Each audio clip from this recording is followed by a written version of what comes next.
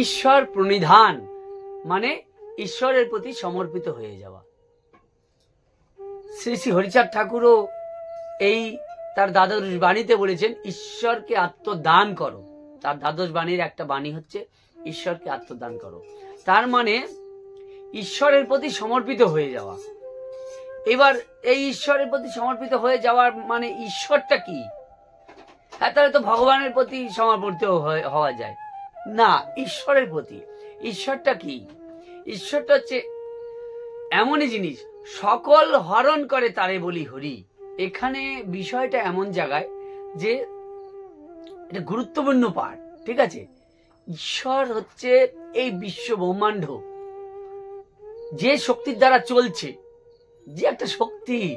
এই পৃথিবী তোমার সূর্য চন্দ্র বিভিন্ন গ্যালাক্সি, এরকম অনেক গ্যালাক্সি আছে, এরকম এই ব্রহ্মাণ্ডের মধ্যে অনেক কিছু আছে, কোনোটার সঙ্গে কোনোটা লাগছে না, সব একটা সিস্টেমেটিক ওয়েতে চলছে, সব কিছু সিস্টেমেটিক চলছে, কোনো কিছু উল্টোপাল্টা ভাবে চলছে না, একটা নির্দিষ্ট ধারায় চলছে।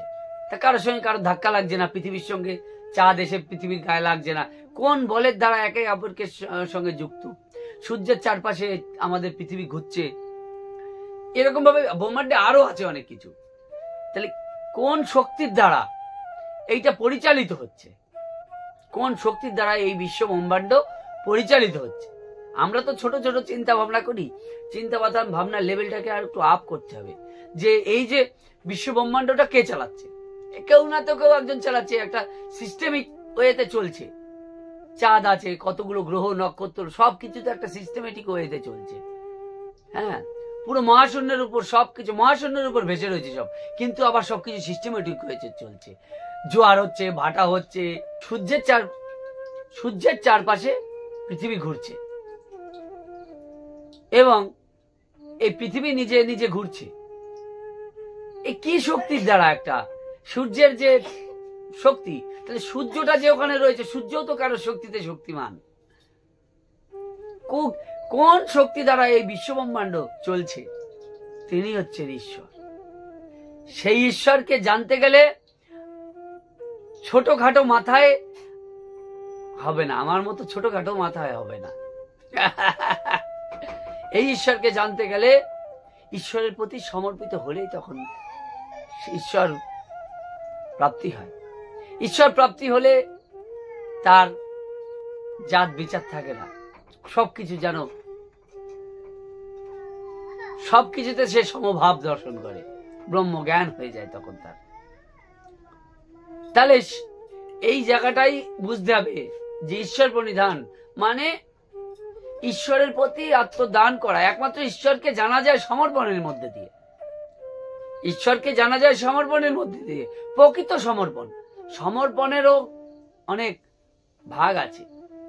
প্রকৃত সমর্পণ, সেই শক্তির কাছে আমরা কি? সেই শক্তির কাছে আমরা কি? একটা কীটের চেয়েও একদম, কীটের চেয়েও ছোট, একদম কীট পতঙ্গ, একদম অণু থেকে অণু আরো ছোট আমরা সেই শক্তির কাছে। সেই শক্তিকে জানতে পারবো আমার এই ক্ষুদ্র দেহ, ক্ষুদ্র জ্ঞান, ক্ষুদ্র বিচার শক্তি দিয়ে। তার চেয়ে বরঞ্চ আমি কিছুই জানি না, তারপরে সমর্পণ করে দিলাম, মিটে গেল। সেই শক্তিকে জানা অতটা সোজা? যেই শক্তির বলে এই জগৎ সংসার চলছে, সেই শক্তিকে জানা সোজা? তো এই ক্ষুদ্র দেহ নিয়ে, ক্ষুদ্র জ্ঞান নিয়ে আমরা চিন্তা করি। দেখো, আমরা চিন্তা করি আমাদের এই দেহটুকু নিয়ে শুধু, কিন্তু বড় বৃহৎ করে চিন্তা করো তো, এই সূর্য, পৃথিবী, চাঁদ, এই কত বড় ব্রহ্মাণ্ড, সেই ব্রহ্মাণ্ডের কাছে আমি কি? আমি কতটুকুই বা? এই জায়গাটা আমাদেরকে ধরতে হবে। আমাদেরকে এই ঈশ্বর প্রণিধান, এই জায়গাটাই আমাদের বুঝতে হবে। ঈশ্বরটা কি? সেই একটা শক্তি, একটা পাওয়ার, যে পাওয়ার দিয়ে এই বিশ্ব ব্রহ্মাণ্ড চলছে, যে পাওয়ার আমার এই হৃৎপিণ্ডে ধক ধক ধক ধক ধক ধক ধক ধক করছে, যেই পাওয়ার, সেই পাওয়ারই।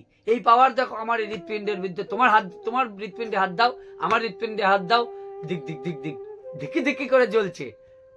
দপ দপ দপ দপ করে দেখো হৃৎপিণ্ড চলছে, দেখো হৃৎপিণ্ড চলছে, তোমারও চলছে, সবার চলছে, সবার মধ্যেই সেই শক্তি বর্তমান, সেই শক্তি দিয়েই জগৎ সংসার চলছে। এই প্রাণ, সেই প্রাণ যে কন্ট্রোল করছে পুরো বিশ্ব ব্রহ্মাণ্ডে সবকিছু, জড় পদার্থ, প্রাণী বলো, জড় পদার্থ বলো, যা বলো, পৃথিবী এবং পৃথিবীর বাইরে গ্রহ নক্ষত্র যা আছে সবকিছু কেউ না কেউ কন্ট্রোল করছে একজন।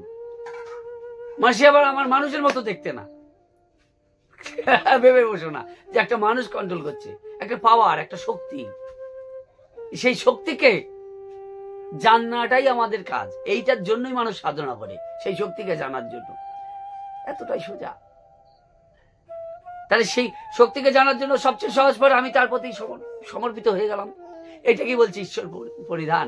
আর আমাদের হরিচাঁদ ঠাকুর বলেছেন ঈশ্বরকে আত্মদান করো। আমি এই ঈশ্বরকে আত্মদান করে দিলে আমার সব হয়ে গেল, তখনই আমার পরিপূর্ণ আত্মদান, পরিপূর্ণ। এবার জানবো কি করে?